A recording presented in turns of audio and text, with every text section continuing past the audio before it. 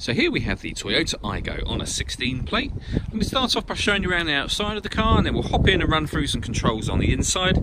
But from the outside you can see it's a 5-door car with alloy wheels. Let's start off inside the boot and then work our way around the rest of the car from there.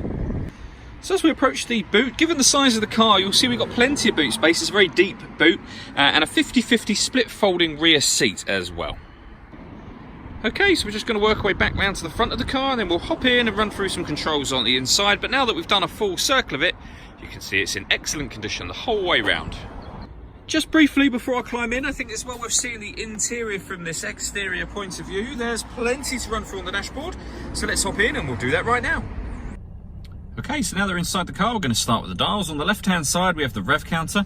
We then have the speedometer in the middle, and then in the middle of that, we have the fuel gauge. Directly above that, we've got the total miles for the car, which are 31,827. We're back out to the steering wheel. On the left-hand side, we have stereo controls, and on the right-hand side, the ability to answer and end phone calls. That is, of course, once you pair the phone, and that's done on the central screen, which we'll come to in just a second. And then down the bottom here, we've got cruise control.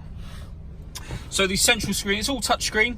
So when it comes to phone, you hit that icon at the top, and then follow the instructions. So obviously add one now, you just hit yes and follow the instructions on screen from there. When it comes to music, we've got various ways which we can listen to that. So we have FM, AM and DAB radio. We've got USB input.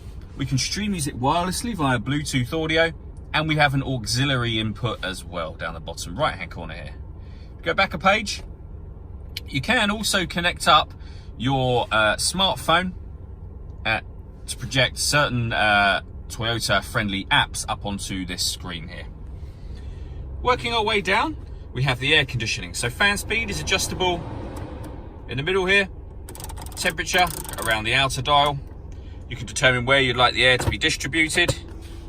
When you're happy with those settings, that button will turn the air conditioning on and then back on and off again, of course. We have the rear heated screen just there.